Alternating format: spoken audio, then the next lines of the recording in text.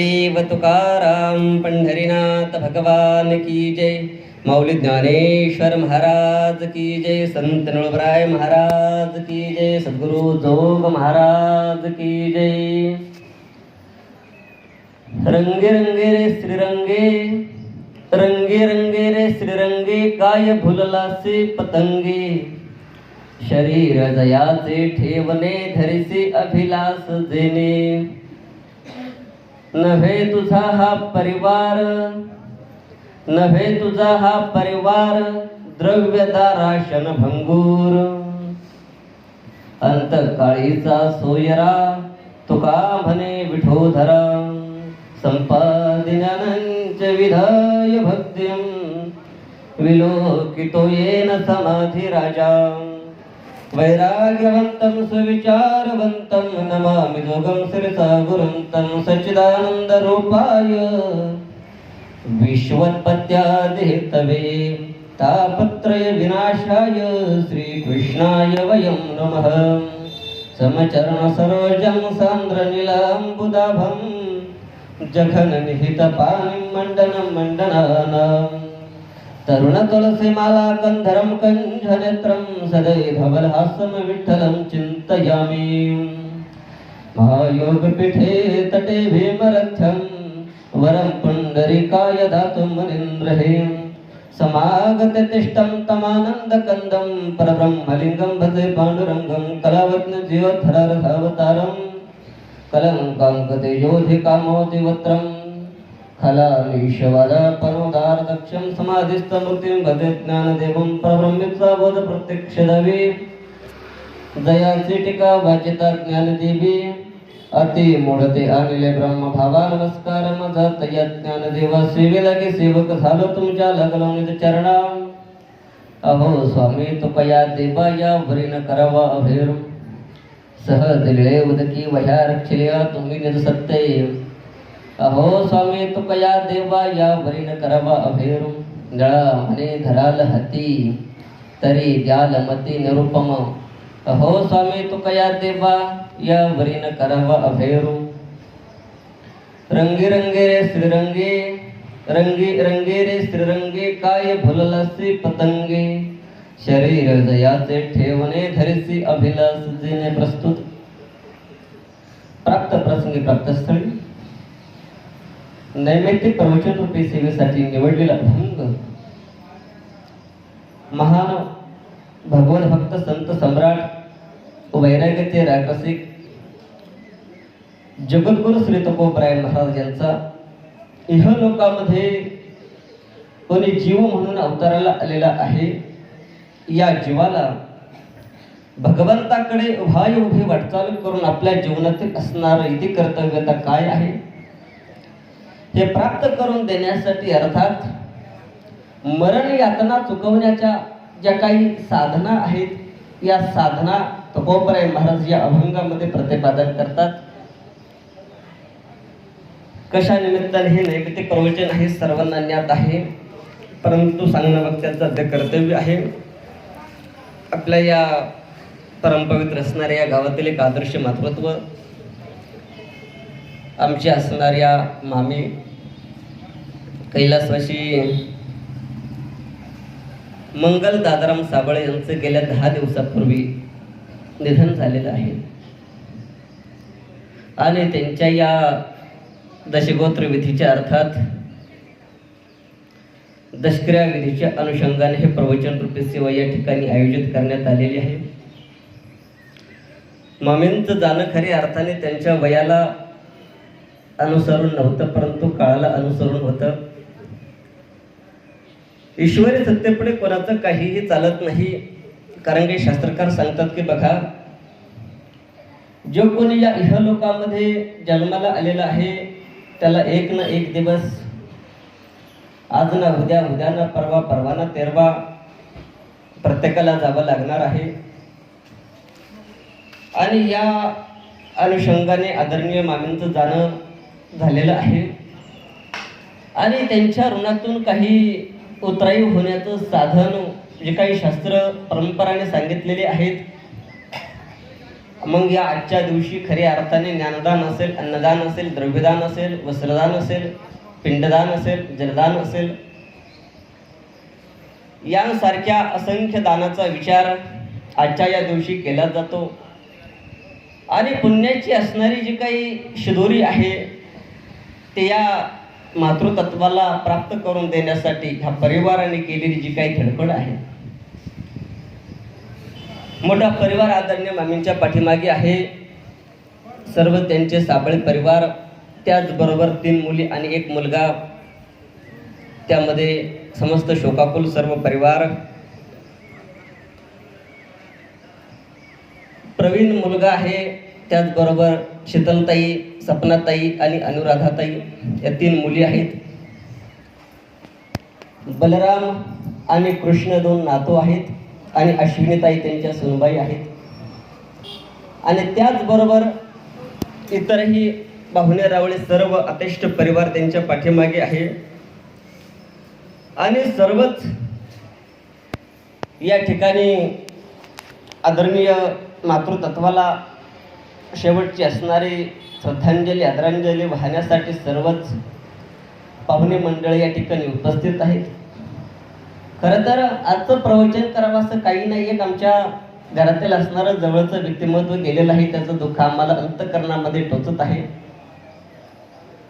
परंतु तुकोबराय महाराज सांगतात, गेले दिगंबर ईश्वर विभूती, राहिल्या त्या करते जगा माझी.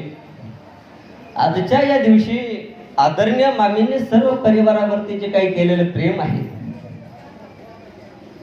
या प्रेमाचा आजच्या या दिवशी खऱ्या अर्थाने उजळा दिला तरी नको नाही. एक प्रेमळ असणारं मातृत्व आमच्या आतिष्ठ परिवारापैकी एक असणारं मातृछत्र आम्ही हरवलेलं आहे.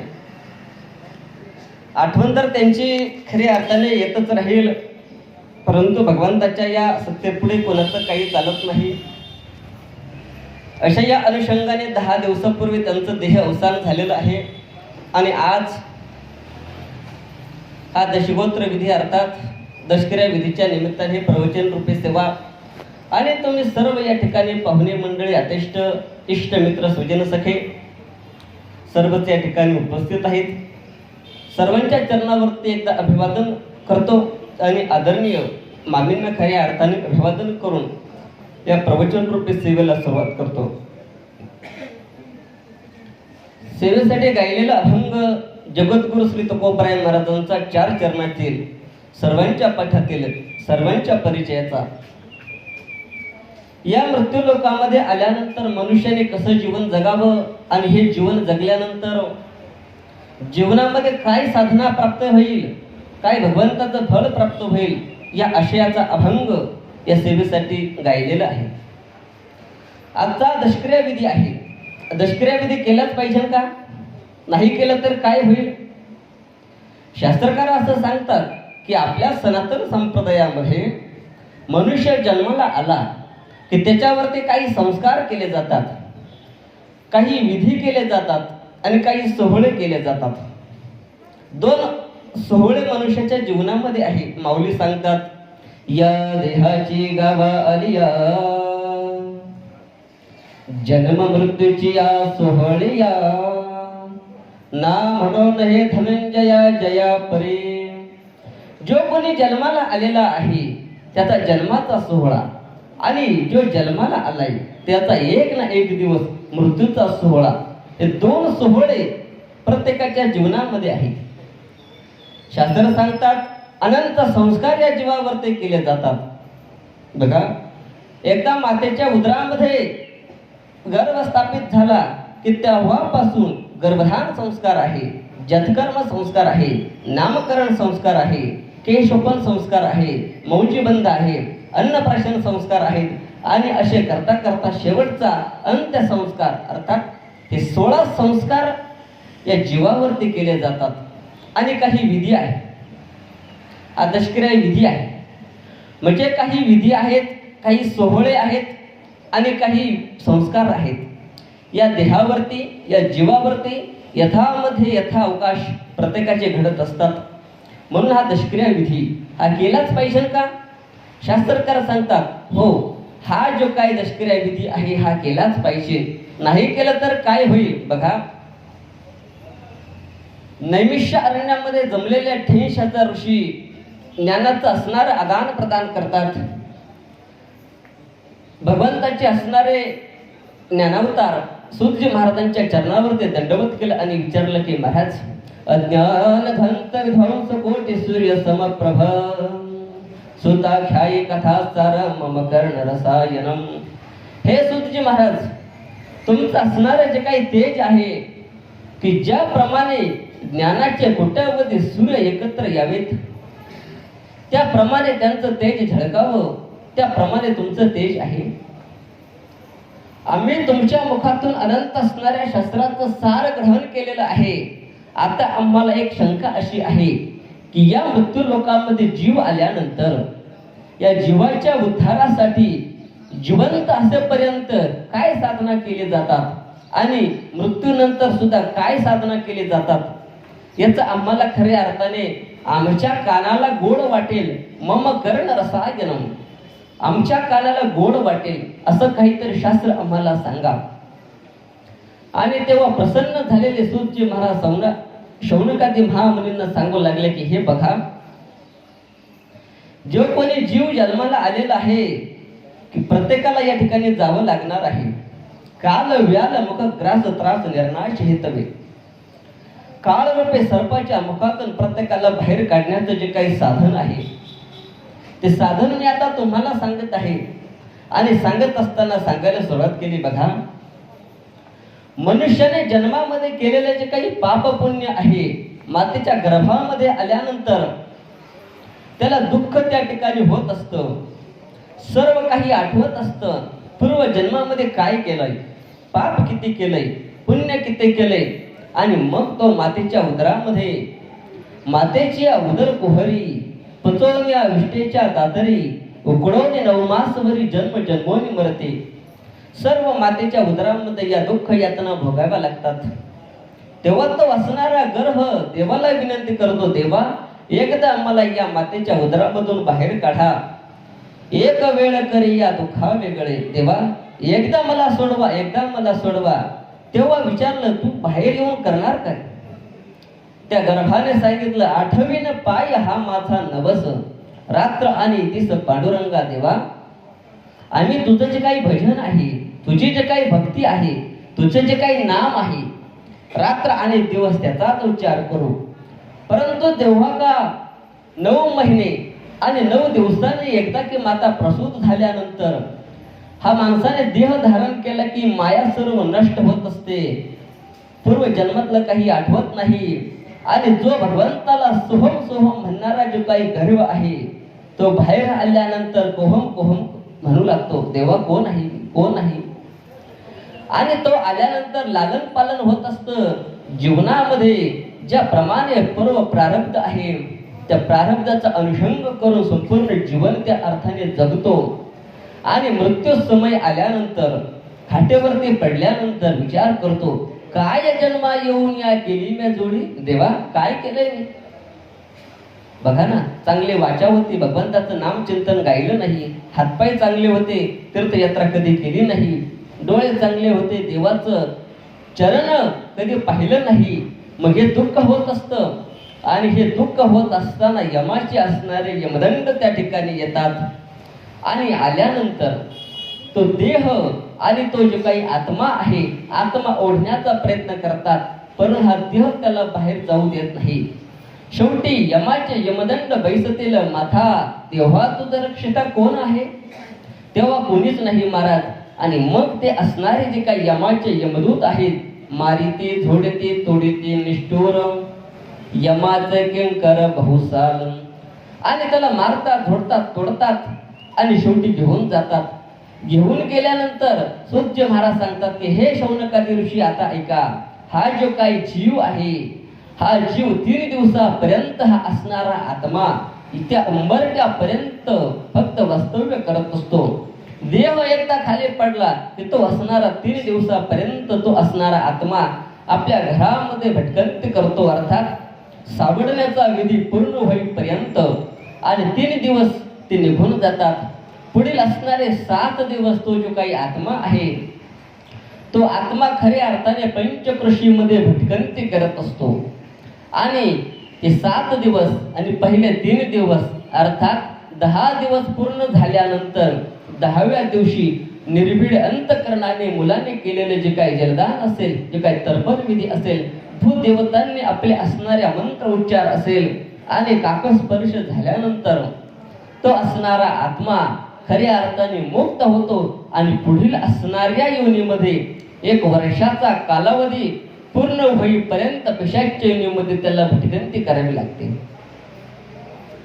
आणि मग हे पुत्राने हे कर्म केलं पाहिजे. हे कर्म केल्यानंतर शौनकादी ऋषींना सांगतात, सुतजी भगवान, हे कर्म केल्यानंतर जे काही पितर आहेत ते पितर खऱ्या अर्थाने तृप्त होतात आणि तृप्त झालेले पितर आपल्या असणाऱ्या वंशाच्या वाढीकरता आशीर्वाद देतात. आणि जर हे कर्म घडलं नाही तर शास्त्रकार सांगतात, आहा कटा त्याचे करीते पितर, वंशी दुराचारी पुत्र झाला. हे कर्म जर नाही घडलं तर ते असणारे पितर खऱ्या अर्थाने शाप देतात, काय की याची असणारी 3री पिढी निसंतती होईल. आणि आपण समाजामध्ये असे उदाहरणं पाहतो, मग कुणाचं लग्न जमत नाही, कुणाला संतती होत नाही, घरामध्ये अडचणी असतात. आणि मग तेव्हा काही ज्योतिष वर्ग असेल, भूदेवता असेल, सांगतात की बघा की तुमच्या असणाऱ्या घराला एक दोष आहे. कोणता दोष आहे? त्याचं नाव आहे पितृदोष. आणि मग या पितृदोषाच्या मुक्तीसाठी नाशिक त्र्यंबकेश्वर अर्थात काशी प्रयाग सारख्या ठिकाणी जाऊन नारायण नागबळी नावाचा यज्ञ करावा लागतो. त्यातून खरी अर्थाने मुक्तता भेटते. परंतु पुढे जाण्यापेक्षा आजच यथायोग्य पद्धतीने हे कर्मकांड जर पार पडलं तर खरी अर्थाने पितर खरी अर्थाने मुक्त होत असतात. म्हणून हा दशक्रियाविधी केला पाहिजे. अजून शास्त्रकार सांगतात की बघा, हे आपण आताच करतोय का? नाही ना. हे सनातन संप्रदायामध्ये कोणता सण कधी येतो, कोणता ऋतू कधी येतो, कोणतं कार्य कधी येतं, शास्त्राने अनुबंध चतुष्टय खरी अर्थाने सांगितलंय. त्याच्यामध्ये शास्त्रकार सांगतात की हे केलं पाहिजे. कारण की याची जी काही परंपरा आहे हे तुम्ही आम्ही चालू केलेली नाही.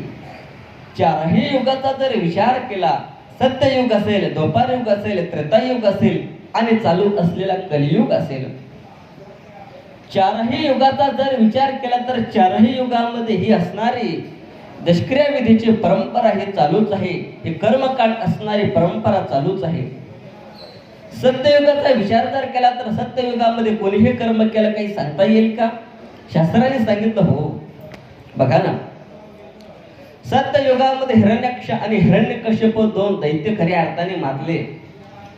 आणि त्यांनी असं चालू केलं की नाव घेऊन येते देवाचे, हे ब्रीद हिरण्यकश्यपूचे.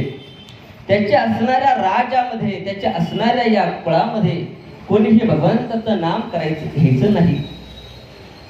परंतु भगवंताने त्याच्याच पोटी असणारा भगवत भक्त असा जन्माला घातला की रात्रंदिवस भगवंताचं नामचिंतन करू लागला. मारण्यासाठी अनंत उपाय योजले, परंतु भक्तराज प्रल्हाद त्या ठिकाणी मरत नाही. शेवटी भगवंताला अवतार धारण करावा लागला. भगवंताने नरसिंह अवतार धारण केला आणि त्या पापी असणाऱ्या हिरण्यकश्यपूचा खऱ्या अर्थाने वध केला. आता वध केल्यानंतर भक्तराज प्रल्हादाला सांगितलं की राजगादीवरती तुला बसावे लागेल.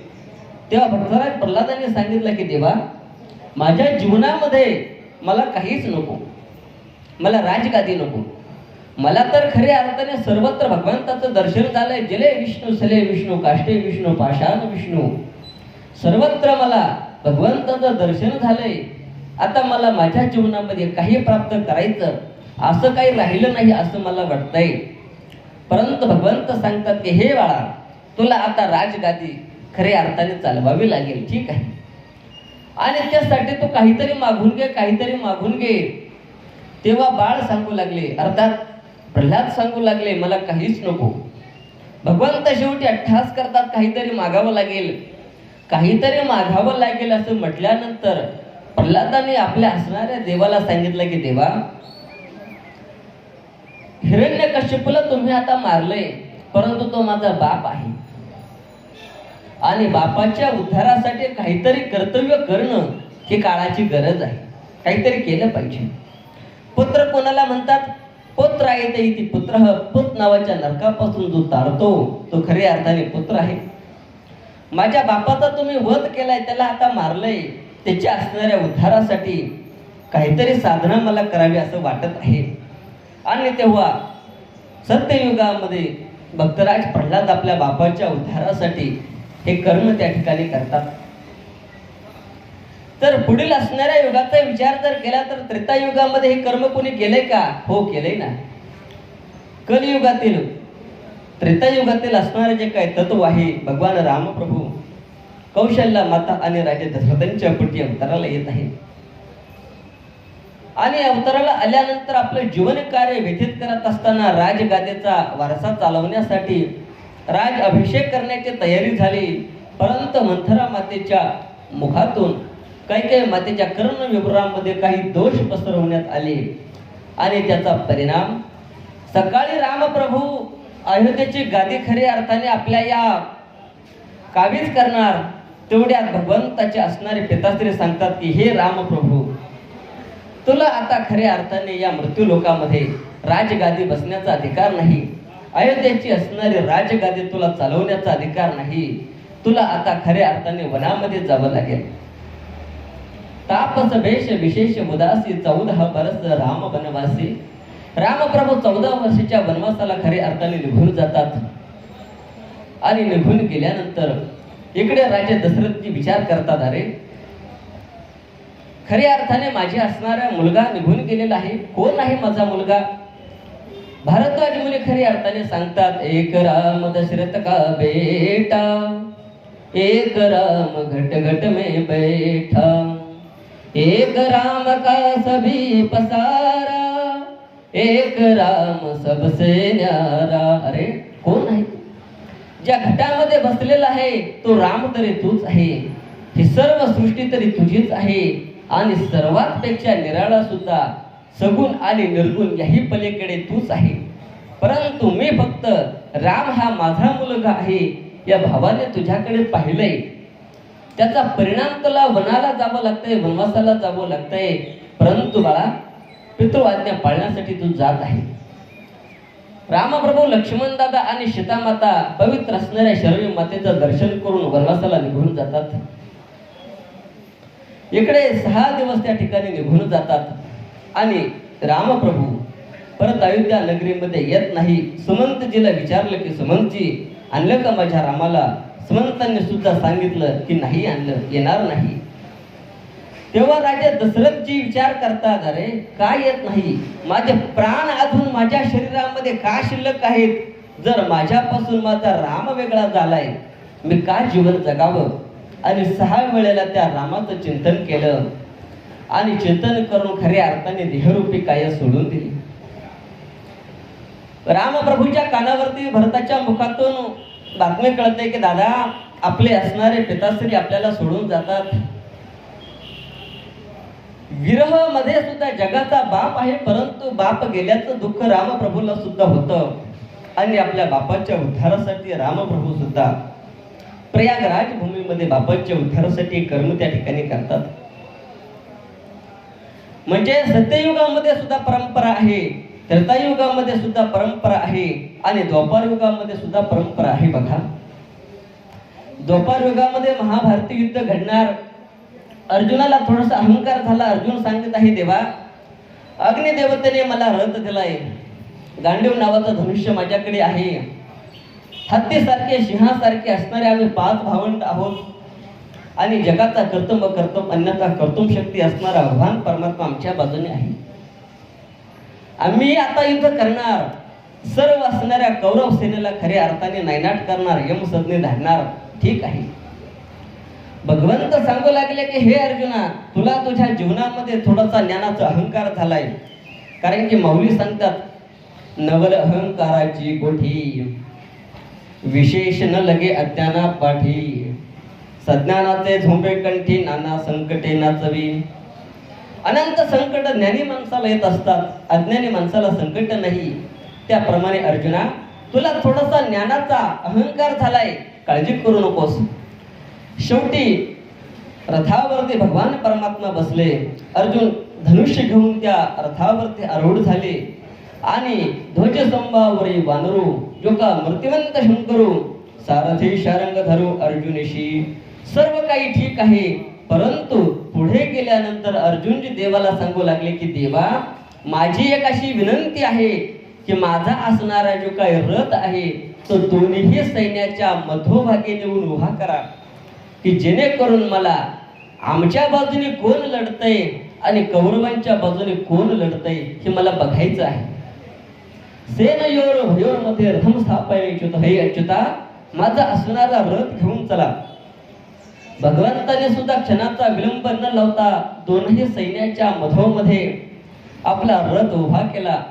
आणि जेव्हा का अर्जुनाने पाहिलं कोण आहे, एक एकांतरी म्हणून व्यापारे दृष्टीची होय सहारे, की ज्यांच्याकडे पाहिल्यानंतर पितामह भीष्माचार्य पाहिले, ज्यांनी आपल्याला अंगा खांद्यावर ते वाढवले, ज्यांनी आपलं लालन पालन केलंय, त्यांच्या समोर मी युद्ध करावं, त्यांच्यावरती शस्त्र चालवावं.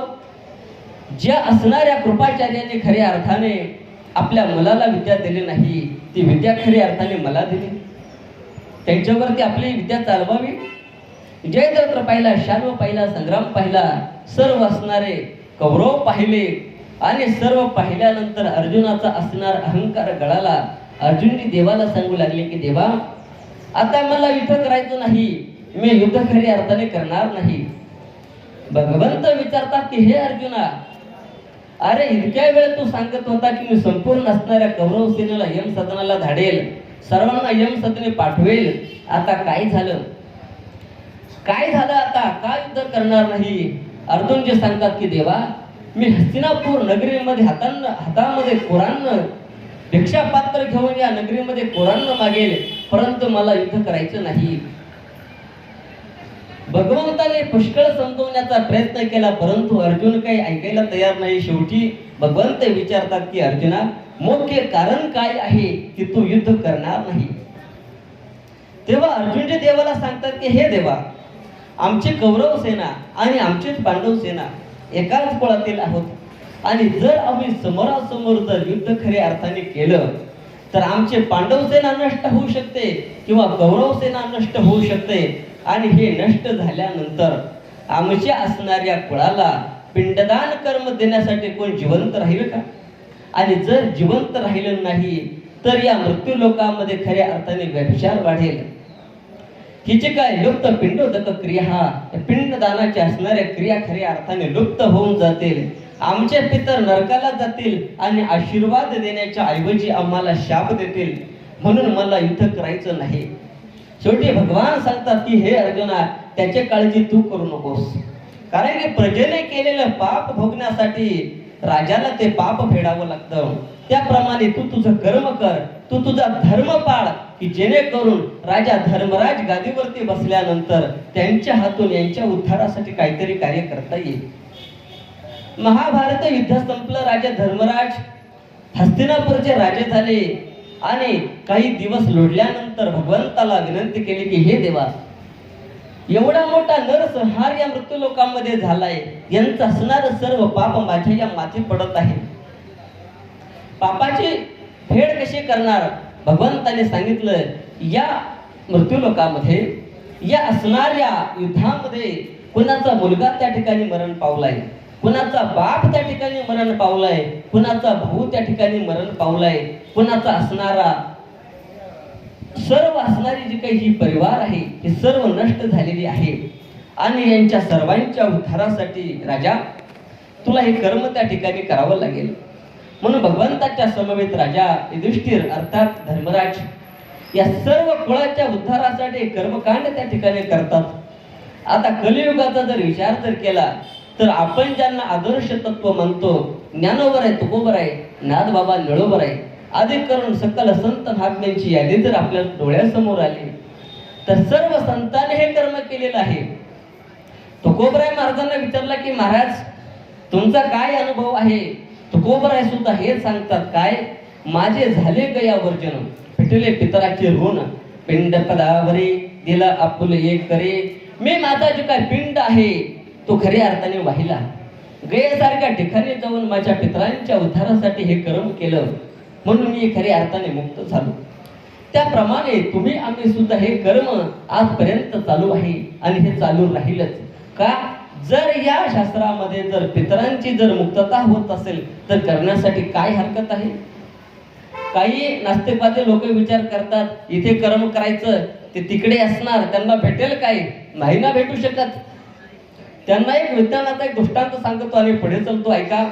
जरीही त्यांना भेटत नसेल, एखादं फूल आहे, त्या फुलांमध्ये असणारा सुगंध तुम्हाला आम्हाला दिसत नाही, परंतु आपण गंधाच्या रूपाने तो तुम्ही आम्ही खऱ्या अर्थाने सेवन करू शकतो.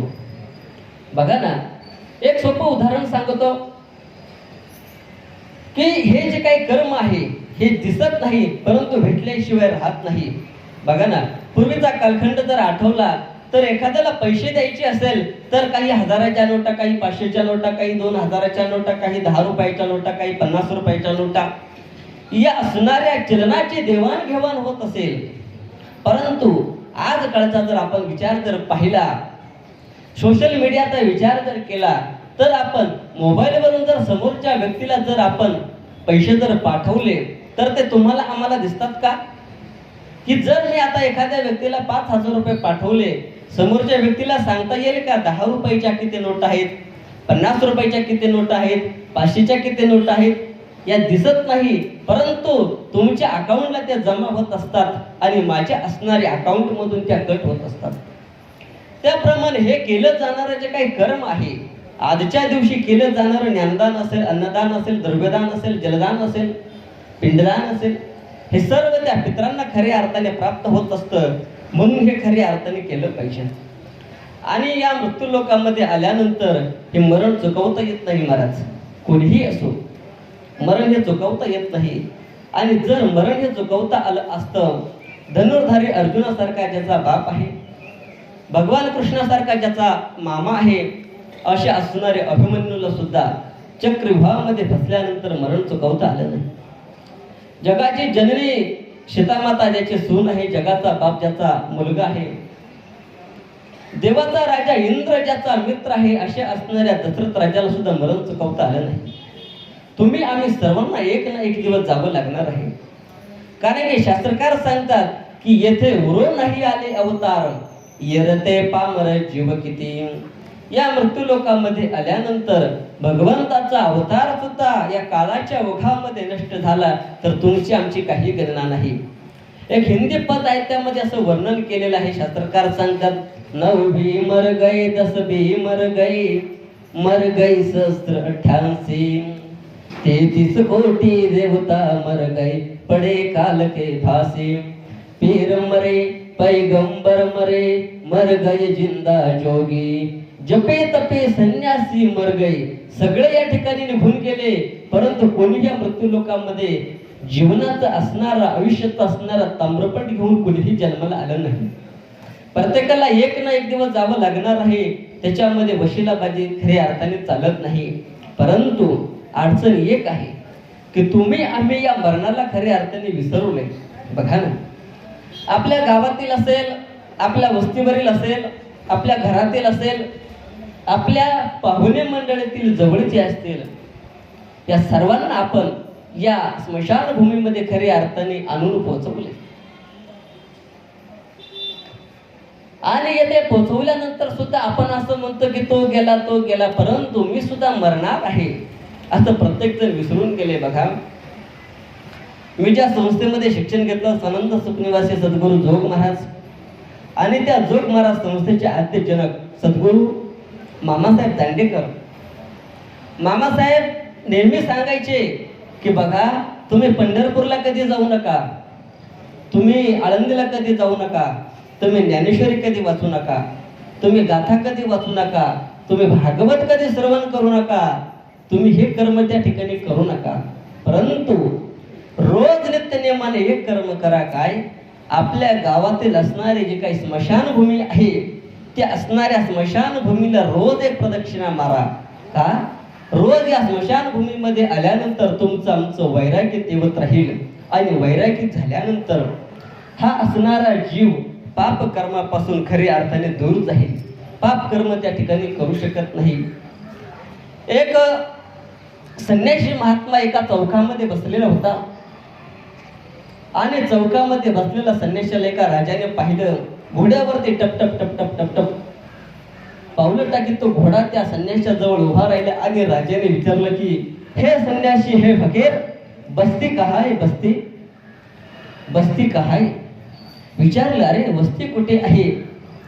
तेव्हा त्या फकीराने एका स्मशानभूमीकडे हात केला आणि सांगितलं, बस्ती इधर आहे. आणि तो राजा त्या घोड्यावरती बसला, खोगीर हातामध्ये घेतलं आणि टप टप टप टप टांगात टाकत तो त्या स्मशानभूमीमध्ये गेला. तर तेथे एक 4-10 प्रेत त्या ठिकाणी जळत होते. राजाला राग आला आणि राग आल्यानंतर तो राजा परत घोडा पाठीमागे फिरवला. त्या संन्यासी त्या फकीराच्या जवळ आला, त्याच्या एक तोंडामध्ये दिले आणि विचारलं, अरे खोटं बोलतोस, मी कोण आहे? मी तुला काय विचारलंय? अरे बस्ती काय? पुढे बस्ती? तेव्हा त्या फकीराने सांगितलं, हे महाराज, तुम्ही मला का मारलं याचं कारण मला सांगा. त्यावेळेला त्यांनी सांगितलं, अरे तिथे तर मुर्दे जळत होते, तिथे प्रेत जळत होते, त्या ठिकाणी तुम्हाला पाठवलंय. तेव्हा त्या फकीराने त्या राजाला प्रश्न केला की हे राजा, मला वस्ती शब्दाचा अर्थ सांग. तेव्हा त्या राजाने सांगितलं की जेथे लोक राहतात, जेथे लोकांची आवक जावक आहे, जिथे लोक आपलं घर बनवतात, त्याला म्हणतात वस्ती. आणि तेव्हा त्या फकीराने सांगितलं, राजा मग आता ऐक, जर जिथून माणूस निघून जातो त्याला वस्ती कधी म्हणता येत नाही, परंतु जेथे आल्यानंतर कधीही ती वस्ती सोडून जात नाही, त्याला म्हणतात वस्ती. राजा, अरे मी बऱ्याच लोकांना येताना पाहिलंय, परंतु बऱ्याच लोकांना मी जाताना पाहिलं नाही. का? येथे आल्यानंतर येथेच ते राहिले, इथून पाठीमागे गेले नाही, म्हणून ही वस्ती आपली आहे. परंतु मनुष्य या जन्मामध्ये आल्यानंतर आपण खरं घर सोडतो आणि खोट्या संसाराच्या पाठीमागे लावून, खोट्या संसाराच्या पाठीमागे जाऊन आपण आपलं जीवन त्या ठिकाणी व्यतीत करतो. एक हिंदी पद असं सांगतं की त्याने सांगितलेलं आहे बघा, अरे की तू जे काही आहे, हे जे काही घर आहे, हे आपलं असली घर आहे. आपण नकली घराच्या पाठीमागे लागलो म्हणून आपल्याला दुःख यातना आहेत. म्हणून हे मरण आपल्याला तुम्हाला आम्हाला पाठीमागे लागलेलं आहे. तेव्हा तुकोबराय महाराज या अभंगामध्ये सांगतात की बघा बाबांनो, अरे या मृत्यू लोकांमध्ये आल्यानंतर प्रत्येकाला मरण हे येणारच आहे. आणि जर हे मरण येणार असेल तर आपण, तुम्ही, आम्ही सर्व त्या मरणाच्या बाबतीमध्ये आपण जागर राहणं गरजेचं आहे. का? आपण विसरून गेलोय महाराज, मरण येणार आहे हे तुम्ही आम्ही सर्वजण विसरलोय. कसं विसरलं तर ऐका, श्रीमद भागवत शास्त्रामध्ये राजा धर्मराज आणि यक्षाचा संवाद आलेला आहे. 75 प्रश्नांचा उल्लेख त्यामध्ये आलेला आहे. आणि त्या उल्लेखामध्ये असं वर्णन केलं जातं की जेव्हा 5ही पांडव अज्ञातवासामध्ये भटकंती करत असताना रोजचा नित्यनियम चालायचा, धर्मराजाला तहान लागली आणि धर्माने आपल्या छोट्या भावाला सांगितलं की हे नकोला, अरे तहानेने व्याकुळ झालोय, थोडी पाण्याची व्यवस्था कर. आणि धर्मराजाची आज्ञा मानून, मोठ्या भावाची आज्ञा मानून नकुलांनी आपल्या हातामध्ये पाण्याची झारी घेतली आणि भटकंती करू लागला. मजल दर मजल करत करत करत करत पाणी काही कुठे सापडेना. शेवटी एका सरोवराच्या ठिकाणी गेला पाण्याला स्पर्श करणार. तेवढ्यात एका दाट वृक्षाच्या झाडीमधून आवाज आला, कोण आहे रे तिकडे, काय करतोस? पाण्याला स्पर्श करू नको, जर तू या पाण्याला स्पर्श केला तर तुला मरावं लागेल. नकुलाने सांगितलं, मी कोण आहे माहिती आहे का? 5 पांडवापैकी माझं नाव नकुल आहे. मृत्यूला आम्ही घाबरत नाही, मृत्यू आम्ही सोबत घेऊन फिरतोय. तुम्हाला मृत्यूची भीती दाखवतोय का? ऐकलं नाही महाराज. ती असणारी झारी पाण्यामध्ये बुडवली. बुडवल्या बरोबर मूर्छित झाला. बराच वेळ झाला धर्मराज विचार करतात, नकुल का येत नाहीये, म्हणून सहदेवाला आज्ञा केली, सहदेवा जा पाण्याच्या शोधासाठी. सहदेवाने सुद्धा हातामध्ये झारी घेतली, मजल दर मजल करत करत आला. आपला एक भाऊ पाहिल्यानंतर अंतकरणामध्ये प्रेम दाटून आलं, विरह दाटून आला. परंतु भावाची आज्ञा हे पाणी पाहिजे आणि झारी बुडवणार. परत आवाज आला, अरे कोण आहेस? पाण्याला स्पर्श करू नको, जर पाण्याला स्पर्श केला तर तुला मरावं लागेल. त्याने सुद्धा काही ऐकलं नाही. त्या झारीला पाण्यामध्ये बुडवली महाराज. बुडवल्याबरोबर मूर्छित झाला. काय येत नाही म्हणून अर्जुनाला पाठवलं, भीमाला सुद्धा पाठवलं. त्यांची सुद्धा तीच स्थिती झाली, तीच गती झाली.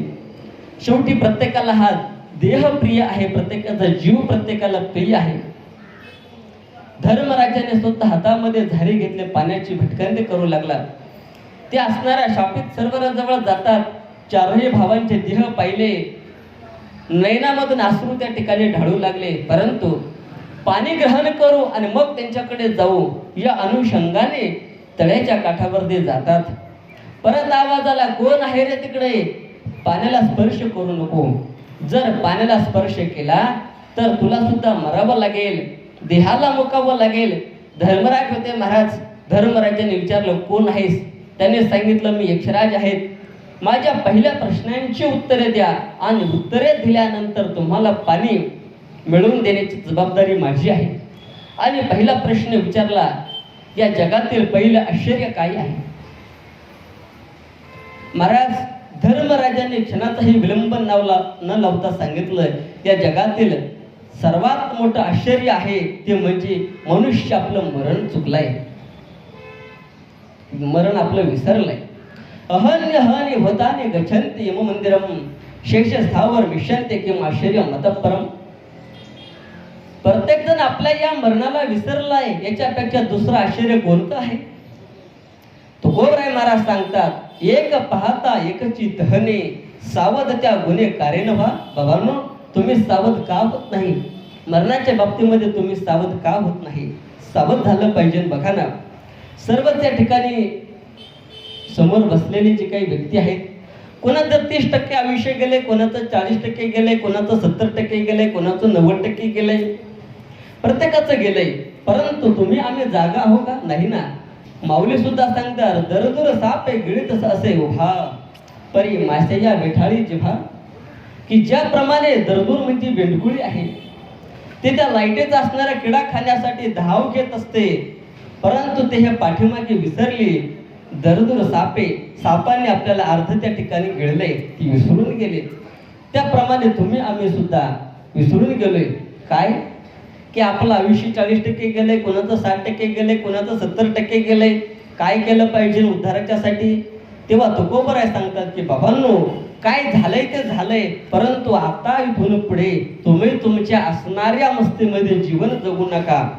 की तुम्ही ज्या रंगामध्ये आपलं जीवन त्या ठिकाणी रंगता, कोणाला धनाचा रंग असेल, कोणाला तारुण्याचा रंग असेल, कोणाला पदाचा रंग असेल, हे सर्व असणारे रंग तुम्ही सोडून द्या. का? महाराज सांगतात, रंगी रंगे रे श्रीरंगे. की तुम्ही आम्ही सर्वजण या रंगामध्ये रंगुले महाराज. परंतु महाराज सांगतात की तुम्ही आम्ही या रंगामध्ये रंगुले, पंच विषयामध्ये तुमचं आमचं जीवन खऱ्या अर्थाने नष्ट होत चाललंय. बघा ना, कोणाला शब्दाचं प्रेम आहे, कोणाला स्पर्शाचं प्रेम आहे, कोणाला गंधाचं प्रेम आहे, कोणाला स्पर्शाचं प्रेम आहे.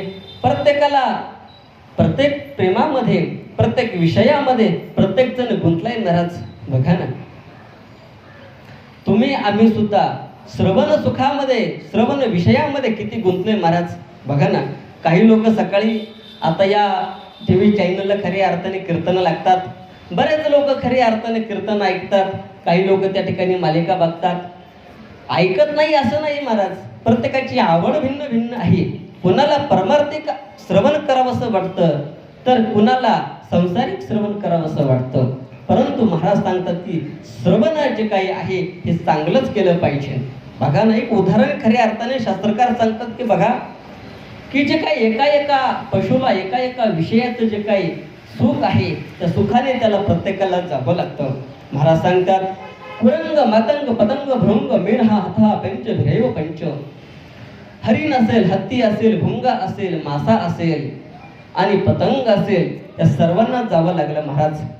त्याप्रमाणे तुम्ही आम्ही सुद्धा जाणार आहोत. म्हणून तुकोबराय सांगतात की आपण सुद्धा बोलून गेलोय महाराज. काय बोलला श्री पतंगे? त्या पतंगाला उपदेश केला. याचा अर्थ पतंग थोडक्यात आपल्याला उपदेश करतात की महाराज बाबांनो, जर एका विषयाच्या सुखाने जर एका प्राण्याला देह धारण करावा लागत असेल, अर्थात त्याला देह द्यावा लागत असेल, तर तुम्हा आम्हाला पंच विषयाचं जे काही दुःख आहे ते पाठीमागे आहे, आपल्याला सुद्धा मरावं लागणार आहे. तेव्हा तुकोबराय महाराजांना सांगतात, लोकांना सांगतात, तेव्हा लोकांनी विचारलं की महाराज ठीक आहे, परंतु या देहाचं काय? तेव्हा महाराज सांगलात की देह सुद्धा तुमचा जाणार आहे. देह हा जाणार आहे का? याची निर्मिती पंचमहाभूतापासून झालेली आहे. पंचभूताचा गोंधळ केला एके ठाई मेळ, या सर्वांना एकत्र केलं आणि एकत्र केल्यानंतर शेवटी ज्याचं आहे त्याला देणंच आहे. बघा ना, आज या साबळे परिवाराने इथे हा कार्यक्रम आयोजित केलेला आहे. मला वाटतं सगळ्याच गोष्टी त्यांच्या घरच्या नाहीत, सगळ्याच गोष्टी त्यांच्या घरच्या नाही. माईक सिस्टीम नसेल, आचार्य वर्ग नसेल, खऱ्या अर्थाने सर्व जर पाहिलं हे कार्य पूर्ण झाल्यानंतर हे ज्याचं त्याला देणं आहे.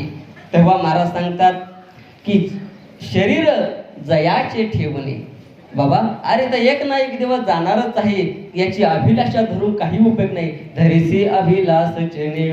बघा ना, तुम्ही आम्ही या देहाला सर्व नटवतो, परंतु जीवनभर याचे आपण चोचले परवतो. बघा ना, सकाळी उठल्याबरोबर गेला, गरम पाण्याने आंघोळ असेल, चहा असेल, नाश्ता असेल, जेवण असेल, सर्व याची आपण लालन पालन करतो. परंतु एकदा का देह जमिनीवरती पडला, एकदा का जीव याच्यातून निघून गेला, निघून गेल्यानंतर महाराज सांगतात काढा काढा म्हणते यासी झाला भूमिभार. 7 तासाच्या आतमध्ये या देहाला खरी अर्थाने अग्निडाग दिला पाहिजे. म्हणून तुकोबराय सांगतात की बाबांनो, तुम्ही या असणाऱ्या देहाची अभिलाषा खऱ्या अर्थाने धरू नका. तेव्हा तुकोबराय महाराजांना विचारलं की महाराज आमचा हा परिवार. तुकोबराय सांगतात अरे रे रे, हा परिवार सुद्धा तुमचा नाही. तुकोबराय महाराज सांगू लागले, नव्हे तुझा हा परिवार. कोण आहे कुणाचं? कोणीच कुणाचं नाही महाराज. कोरोनाने आपल्याला सर्वांना दाखवून दिलंय, आहे का कोण कुणाचं? नाही ना. म्हणून तुकोबराय सांगतात ते परिवार सुद्धा कुणाचा नाही. तुकडोजी महाराजांचं एक प्रमाण आहे, ते महाराज सांगतात की काय करायचं आहे ते सांगतात. घे घे घे हरिनाम घे. बाबा अरे तो हरिनाम घे. सांगितलं नाही, माझी बायका पोर आहे. तेव्हा तुकडोजी महाराज सांगतात तो बनसेल बायका पोर, ते तुझ्या मागले चोर. ते सगळे सांगितले चोर आहेत पाठीमागचे. खरं जीवनाचं साधन काय आहे? तू त्या देवाचं नाव घे. तुकोबराय सुद्धा सांगतात नव्हे तुझा हा परिवार, हा परिवार सुद्धा तुझा माझा नाही. बघा ना, अंत काळामध्ये पडल्यानंतर लोक आपले वर्णन करतात. बघा ना कसा पडलाय, शांत चित्ताने पडलाय. बघा ना, डोळे कसा उघडतोय, पापरे कसा हलवतोय, हातपाय सुद्धा हलवत नाही. बघा ना कसा निश्चित पडलाय. हे असं समाज आपलं वर्णन करतो, परंतु आपलं काय मरण चुकवेल का कोणी? नाही ना चुकू शकत. म्हणून महाराज सांगतात की नव्हे तुझा हा परिवार, कोणीच कोणाचं नाही. एका चाणक्याने असं सांगितलेलं आहे, धनानि भूमो पशुवश गोष्टी, भार्या गृहद्वारे जनस्मशाने, देहस्थितायां परलोक मार्गे, कर्मानुगच्छति जीव एकहा. त्याने सांगितलं जे काही गमवलेलं धन आहे ते धन या भूमीमध्ये राहणार आहे. धनानि भूमो, धन या भूमीमध्ये राहणार आहे. तुकोबराय सुद्धा हे सांगतात काय, नव्हे तुझा हा परिवार, द्रव्य दारा क्षणभंगूर, हे सर्व क्षणभंगूर आहे. बघा ना, किती आपण धन कमवलं महाराज, कितीही धन कमवलं, शेवटी याच भूमीमध्ये आपल्याला सोडून जायचंय. या मृत्यूलोकाचा नियम असा आहे आणि या नियमाच्या विरुद्ध कोणालाही जाता येत नाही. बघा, कोणाला असं आठवतंय का की येथे आल्यानंतर एखादा व्यक्ती काही संपत्ती आपल्यासोबत घेऊन गेलाय? नाही ना गेला. बघा, या मृत्यू लोकांमध्ये एक हिटलर नावाचा राजा होऊन गेला आणि त्याने असा पण केला की संपूर्ण जगाचं राज्य मी माझ्या हातामध्ये घेईल, सर्व जग जिंकेल. आणि जिंकण्यासाठी महाराज तो निघाला. मजल दर मजल करत सर्व असणाऱ्या जगावरती स्वारी केली. आणि स्वारी केल्यानंतर एका राजस्थानच्या वळवंटामध्ये एक फकीर त्या ठिकाणी बसला. त्या फकीराला सुद्धा सांगितलं कोण आहेस तू? त्याने सांगितलं या देहाला फकीर म्हणतात, समाजाने देहाला नाव ठेवले फकीर म्हणतात, म्हणून मी सुद्धा फकीर म्हणतो. तुम्ही कोण आहात? त्याने सांगितलं मला विचारत नाही, मी कोण आहे तुला माहिती नाही? त्या जगाचा असणारा राजा, संपूर्ण जग काबीज करण्यासाठी माझं नाव सिकंदर आहे. मी संपूर्ण जगाचं अधीन करण्यासाठी निघालोय. ठीक आहे. तेव्हा त्या फकीराने त्याला विचारलं की बाबा, अरे काय करतोस? काही नाही, जगाचं राज्य करायचं. अरे पण तू विचार केलाय का, जगाचं राज्य करून तू तुझा असणारा वेळ वाया घालवतोय. तुझी असणारी जी काही वेळ आहे, ही वेळ तू वाया घालवतोय, तुला असं वाटत नाही? त्याने सांगितलं, नाही, जग मला जिंकायचंय. अरे तू एक विचार कर, जग जर जिंकायचं असेल, हे जग जिंकून तू करणार काय? तेव्हा त्या मुस्लिम फकीराने असं सांगितलंय, हे बघ सिकंदर, तू लाख इबादत करले तू लाख करे रखवाले. अरे तू लाख कोशिश जरी केली तरी हे राहणार नाही राजा का? तू लाख इबादत करले तू लाख करे रखवाले. उड जाएगा एक दिन पंछी रहेगा पिंजरा खाली. सांगितलं, देह रूपी तुझ्या या पिंजऱ्यातून एकदा का जीव रूपी पक्षी निघून गेला, काय सोबत जाणार आहे तुझ्या? म्हणून तू काय नादी लागू नको, सर्व सोडून दे. सांगितलं, क्या लेके आया बंदा क्या लेके जाएगा, क्या लेके जाएगा, 2 दिन का जिंदगी है 2 दिन का मेला. राजा, अरे जन्माला आलाय, आनंदाने जीवन जग, कशाला याच्या पाठीमागे लागतो? त्याचप्रमाणे तुम्हाला आम्हाला सुद्धा हे उपदेश आहे, येथे आल्यानंतर सुद्धा काय आपण धन कमवताय, किती दिवस धन आहे महाराज? महाराज सांगता, धनाने भूमो, धन याच मृत्यू लोकांमध्ये राहणार, याच भूमीमध्ये राहणार. धनाने भूमो, पशुवैश्य गोष्टी, जे काही पशु आहेत ते पशु सुद्धा खऱ्या अर्थाने याच दावणीमध्ये राहणार आहे. बघा ना, ज्या गायी आपण पाळल्यात, जे कुत्रा आपण पाळले, ते सुद्धा इथेच राहणार आहे. जे काही आपले संपूर्ण पशु सांगितले ते सर्व या ठिकाणी राहणार, गोठ्यामध्ये राहणार.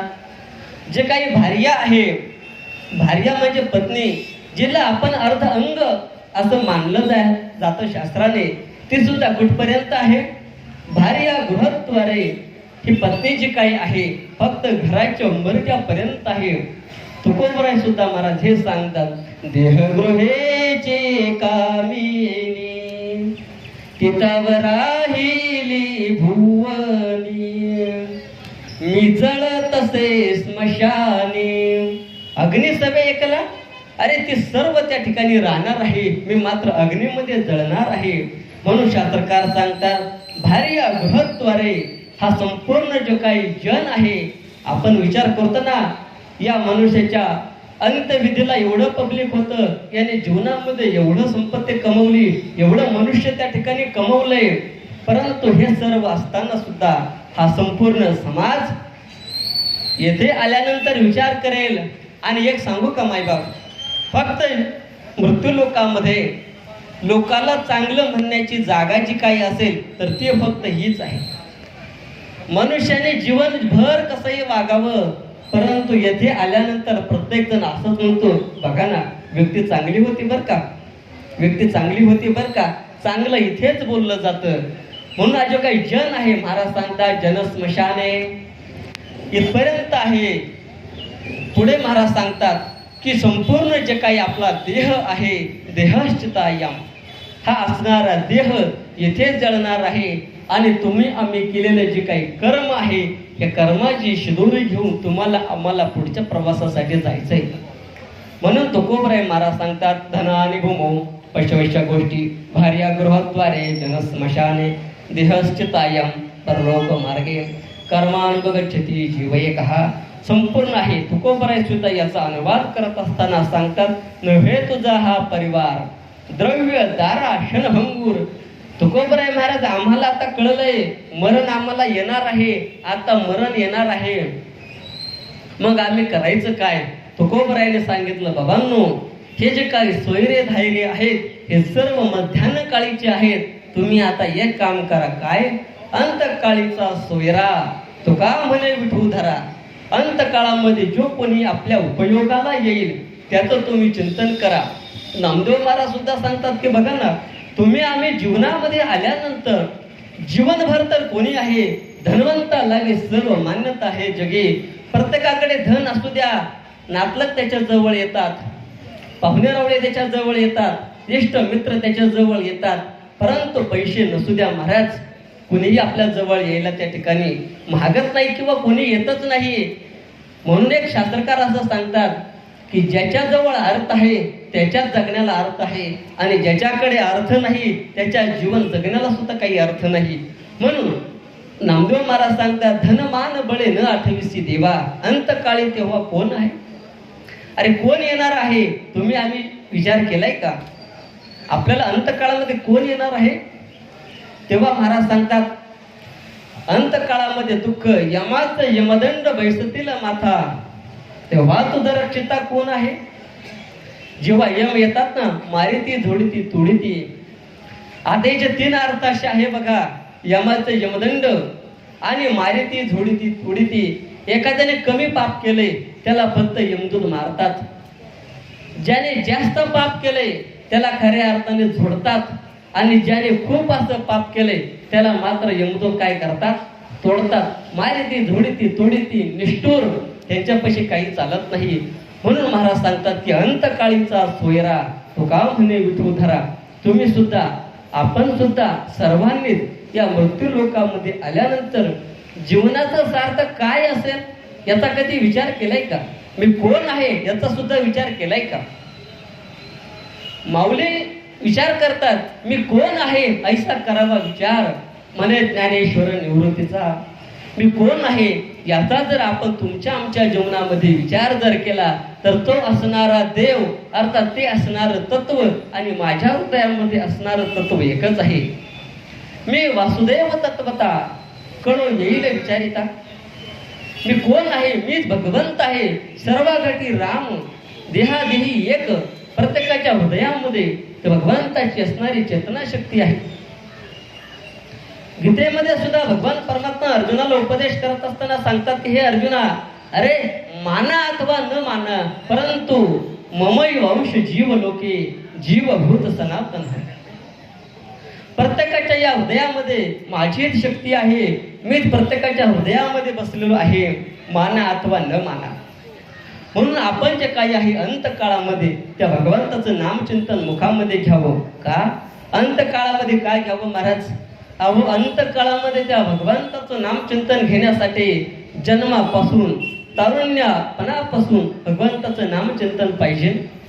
जर तारुण्यामध्ये जर भगवंताचं नामचिंतन हृदयामध्ये मुखामध्ये नसेल तर अंतकाळामध्ये सुद्धा येत नाही. बघा ना, तुलसीदास महाराज सांगतात, जन्म जन्म मुनी जतन कराही, अंतराम कही आवत नाही. बघा ना, जन्मच्या जन्म खऱ्या अर्थाने नामचिंतन करावं लागतं, तेव्हा अंतकाळामध्ये ते भगवंताचं नाम मुखाला येतं. एक जुने कीर्तनकार एक विनोदाने दृष्टांत सांगायचे, ऐका ना. जीवनभर माणसाने कर्म केलं, पुण्य कर्म केलं, आणि मरणासन्न अवस्था काळामध्ये त्याला वाईट खाण्याची इच्छा झाली. काय त्या परमार्थाचा उपयोग आहे? काही उपयोग नाही महाराज. म्हणून अंतकाळामध्ये त्या भगवंताचं नामचिंतन केलं पाहिजे. म्हणून महाराज सांगतात, जर अंतकाळामध्ये आपण भगवंताचं नामचिंतन केलं तर होईल काय? तर महाराज सांगतात, ते ऋणुबाई पै देखून या अंगे आपुल्याची उत्तीर्णत्वा लागे, भक्ताचे तनु त्यागे परिचर्या करे. भगवंत सांगतात, बघा भगवंताने भक्ताने माझ्यावरती केलेले जे काही जन्मभर जे काही भक्ती आहे त्याचं ऋण माझ्यावरती आहे. आणि अंतकाळामध्ये तो जर माझं नामचिंतन घेत असेल तर त्याला मी यम यातना त्याला होऊ देणार नाही. देह कर्म सुद्धा करण्यासाठी ती माझी जबाबदारी आहे. मी त्याला सर्व पालन पोषण त्याचं करणार आहे. अंतकाळामध्ये त्याला कुठल्याही प्रकारच्या असणाऱ्या वेदना होऊ देणार नाही. म्हणून आपण हे केलं पाहिजे महाराज. खर तर मरण्याचे 2 मार्ग आहेत. एक आहे देवमार्ग आणि दुसरा आहे यममार्ग. देवमार्ग म्हणजे जीवनभर आपण कर्म केल्यानंतर अंतकाळामध्ये हसतमुखाने खऱ्या अर्थाने मरणाला सामोरे जावं. कोणालाही दुःख यातना खऱ्या अर्थाने होऊ नये. भगवंताचे दूत यावेत, जय विजय नंद सुनंद प्रत्येक समोर उभे राहावेत आणि भगवंताने सांगावं, चला माझ्या गोलोकनिज धामामध्ये तुम्हाला घेऊन जाण्यासाठी मी आलोय. आणि मग हे प्रत्येकाला घेऊन जावं. आणि हे जे काही असं आहे, हा आहे देवमार्ग. भगवान परमात्मा आपल्याला अंतकाळामध्ये नेण्यासाठी येतात. परंतु ते कोणाला येतात? ज्याने पंढरीची वारी आहे, आळंदीची वारी आहे, अनंत तीर्थयात्रा आहेत. जीवनामध्ये ज्ञानेश्वरी असेल, गाथा असेल, गीता असेल, या असणाऱ्या सर्व सद्ग्रंथांचं अनुष्ठान केलेलं असेल, त्याला भगवंत सांगतात मी घेऊन जात आहे. परंतु ज्याने कधीही गळ्यामध्ये तुळशीची माळ नाही, वाईट मार्गाकडे आहे, ये मानवा पाप कृतस्तु सर्वदा सदा दुराचारता विमार्गगा क्रोधाने दगदा कुटिलाक्ष कामीन, या वर्गातील जो काही घटक आहे त्याला मात्र यमदूत येतात आणि मग त्याला असणारे जे काही यातना आहेत ते यातना त्याला भोगाव्या लागतात. आणि मरण महाराज आम्हाला सुद्धा कळतं बरं का. नामदेव महाराज सांगतात, माऊली सुद्धा हे सांगतात, बघायचंय का मरण किती दिवसांनी येणार आहे. नामदेवराय सांगतात, कानाजवळचा एक केस जर पांढरा झाला तर समजायचं मरणाचा संदेश तुम्हाला आम्हाला आलाय. की ज्याप्रमाणे मोबाईलचा 90% डेटा संपल्यानंतर आपल्याला SMS येत असतो, की त्याप्रमाणे करा जर्न मुले सांगू आले गोष्टी, काळाची भेटी जवळी आहे. सांगितलंय त्याने, कृतांतस्य होते जरा कर्ण मुले समागते बघते ते लोकाश्रू ध्वम परसी प्रद्रव्य वांछा तेजद्वम भजस्व ब्रह्मानाथ पदारविंदम. सांगितलं कानाजवळचं एक केस जर पांढरं झालं तर समजून जायचं मरणाचा संदेश आपल्याला आलाय. जरा जी काही आहे हे सर्व येणार आहे. मरण हे प्रत्येकाला हे येणार आहे. मरण कळतं. मला वाटतं भागवत शास्त्रामध्ये शेवटच्या स्कंदामध्ये भगवंताचे असणारे जन्मजय आणि राजा परीक्षितीचा पुत्र जन्मजय आणि वैशंपायनाचा संवाद आलेला आहे.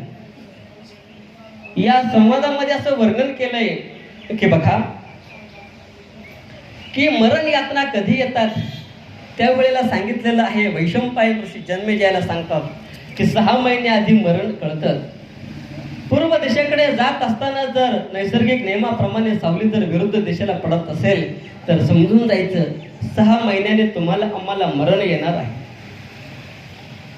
1 महिन्यावरती मरण आलंय हे जर कळायचं असेल तर स्नान करत असताना आपण आपल्या अंगावरती पाण्याच्या बादल्या घेत आहे, परंतु आपल्या असणाऱ्या छातीच्या भाग जर ओला होत नसेल, पाणी जर राहत नसेल तर शास्त्रकार सांगतात की समजून जायचं काय 1 महिन्याने तुम्हाला आम्हाला मरण येणार आहे. आणि माऊली त्याही पुढे खरी अर्थाने सांगतात, बघा ना, काने घालून या बोट नादचे पहावे. कानामध्ये जर बोट घातलं महाराज तर खरे अर्थाने आपल्याला एक स्पंदन ऐकायला येत असतं. आणि जर येत नसेल तर सांगून जायचं, शास्त्राने सांगितलं आयुष्याची गणना महाराज 9 दिवस. काने घालून या बोट नादचे पहावे न दिसता जाणावे 9. डोळा घालून या बोट चक्रचे पहावे. बरोबर मध्यभागी चक्र बघायचं, येथे बघू नका. आणि हे बघत असताना महाराज हे जर पाहिलं तर आयुष्याची गणना 7 दिवस. समजून जायचं 7 दिवस तुम्हाला आम्हाला हे मरण येणार आहे. पुढे माऊली खऱ्या अर्थाने सांगतात, डोळा घालून या बोट चक्रचे पहावे न दिसता जाणावे 7 दिवस. भुवयाच्या गाठी न दिसता जाणा आयुष्याची गणना 5 दिवस. आणि सगळ्यात महत्वाचं महाराजांनी सांगून टाकलं की बघा की उद्या तुम्ही मरणार आहे हे आपल्याला आज कळते. कसं? नासागरीची अग्र न दिसता नयनी. बघा नाकाचा शेंडा प्रत्येकाला दिसतोय का?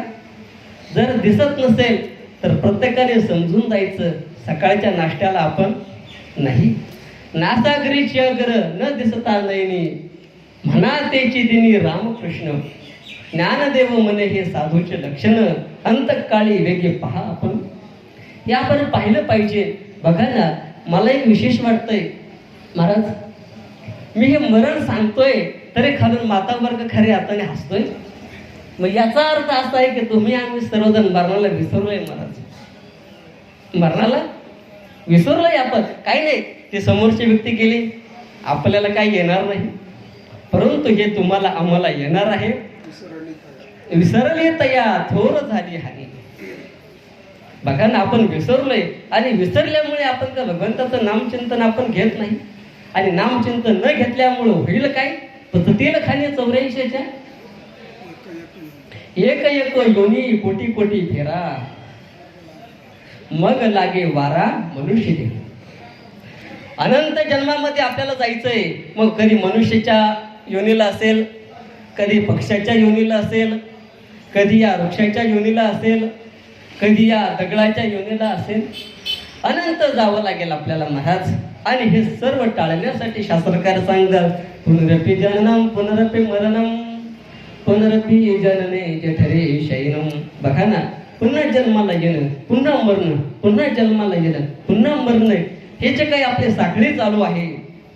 परंतु या साखळीचा कुठेतरी बाद झाला पाहिजे, कुठेतरी जन्माचं खंडन झालं पाहिजे, तेव्हा मरणाचं खंडन होईल. आणि मरणाचं खंडन झाल्यानंतर जन्माचं सुद्धा खंडन होत असतं. बघा ना, काही काही साधू महात्मे आपल्या या मृत्यूलोकामध्ये जन्माला आले, समाजावरती त्यांनी उपकार केला आणि उपकार केल्यानंतर या मृत्यूलोकामध्ये राहण्याचं सुद्धा त्यांच्या जीवनामध्ये काही शिल्लक नाही. परंतु तुकोबरायासारखे महात्मा खऱ्या अर्थाने सांगतात, तुका म्हणे मेलो सांगता सांगता. शिवी दिली महाराज तुकोबरायांनी, काय परीनं ऐकते बटकीचे, तरी लोकांनी ऐकलं नाही महाराज. शेवटी तुकोबरायाने सांगितलं, बाबांनो आता हे तुमचं कर्म धर्म तुम्हा असावे कल्याण, तुमचं कर्म तुम्हाला असावं. आता मी काय तुम्हाला सांगणार नाही. आता मी कशासाठी शिल्लक राहिलोय? तुका म्हणे आता उरलो उपकारापुरता. आता उपकारासाठी खऱ्या अर्थाने मी माझं आयुष्य खऱ्या अर्थाने राहिलंय. आणि मग उपकार म्हणजे काय हो महाराज? आपल्याला जे काही ग्रंथ संपदा आहे, ते ग्रंथ संपदा महाराजांनी आपल्या या ताब्यात दिली. बघा ना, मला असं वाटतंय की आपण सर्व भाग्यवान आहोत की सकल संत मांदियाळीच्या नंतर आपला अवतार झाला.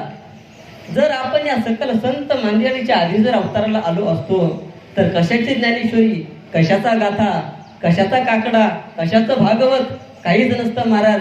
आपल्यावरती या सकल संत महात्म्यांचे खूप उपकार आहेत की त्याचा असणारा परिणाम आपण आपल्या जीवनामध्ये महाराज जास्त वेळ लागत नाही. जीवनामध्ये फक्त 24 तासातील असणारे एक 5 मिनिटं ज्ञानेश्वरीसाठी द्या, 5 मिनिटं गाथ्यासाठी द्या, 5 मिनिटं भगवंताच्या हरिपाठासाठी द्या, 5 मिनिटं असणाऱ्या भगवंताच्या पूजेसाठी द्या. 24 तासातील असणारे 20 मिनिटं जर आपण रोजच्या भगवंत कार्यासाठी दिले तर आपल्याला मरण यातनापासून खऱ्या अर्थाने कोणीही वाचू शकत नाही. या जगामध्ये ज्ञानेश्वरी असेल, या जगामध्ये गाथा असेल, या जगामध्ये गीता असेल, यांच्याशिवाय तुमचं आमचं हित सांगणार या मृत्यू लोकांमध्ये कोणीच नाही. आणि हेच तुम्हाला आम्हाला मरण यातना खऱ्या अर्थाने चुकवतील, हे मार्ग क्रमण आपल्याला करतील, याच्याशिवाय दुसरं काहीच नाही. म्हणून येथे सर्वजण आलेत. येथे आल्यानंतर महाराज प्रत्येकाला वैराग्य होत असतं. हो, महाराजांनी खूप छान प्रवचन केलंय. आता घरी गेल्यानंतर फक्त गाथा असेल, फक्त ज्ञानेश्वरी असेल, नामचिंतन करायचं. परंतु आपण घरी गेल्यानंतर स्नान केल्यानंतर सर्व ते आंघोळीसोबत आपलं त्या जलासोबत सगळं निघून जातं. पुढे काहीच नाही महाराज. आपलं रोज नित्य उठवून या खावयाची चिंता, आपले रोजची जी काही चिंता आहे ती आपल्या पाठीमागेच आहे. म्हणून शास्त्रकार सांगतात की बाबांनो, आपण अंतकाळ कसा आपला सुधरेल त्याचं आपण मार्गस्थ झालो पाहिजे. काय करावं लागेल त्याच्या असणाऱ्या अनंत साधना या अभंगामध्ये महाराज सांगतात.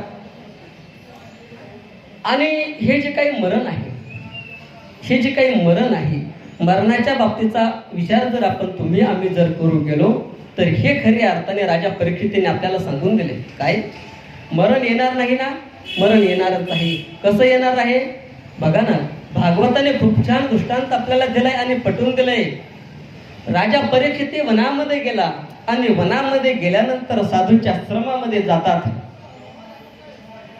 आश्रमात गेल्यानंतर मला पाणी भेटेल काय तहानेने व्याकुळ झालाय राजा. परंतु असणारे शमीक ऋषी ध्यान साधनेमध्ये मग्न आहेत. राजाला काही पाणी देईना. राजाने विचार केला की आता काय करू, काय करा.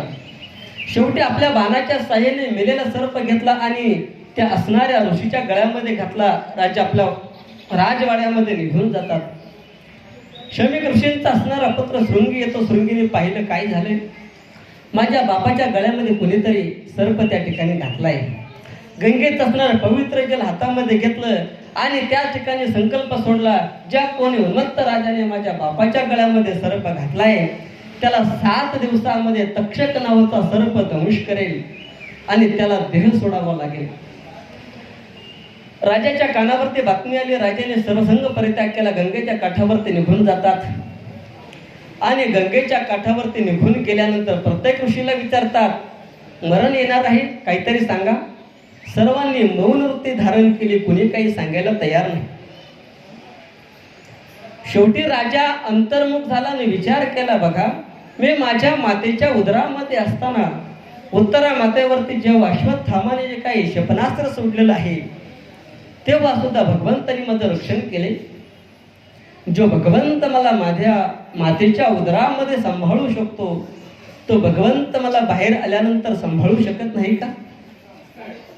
देवाला विनंती केली की देवा आता माझ्या भावा अंतराय नको देवा, आले भागा ते करीतो तुझे नाम उच्चारितो. देवा आता माझ्या नशिबाला हे आलंय, माझ्या भाग्यामध्येच हे आहे, आता मी तुझं नामचिंतन करतोय, मला वाचवा ना.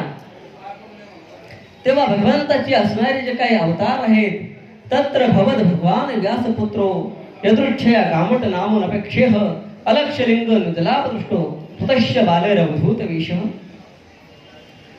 16 वर्षाचे भगवान श्री शुकाचार्य महाराज अवताराला येतात आणि राजाला उपदेश करू लागले. राजाने पहिला प्रश्न केला की महाराज तक्षक दंश करणार आहे, 7 दिवसांनी मरायचंय, मरण चुकवण्याची साधना खऱ्या अर्थाने सांगा.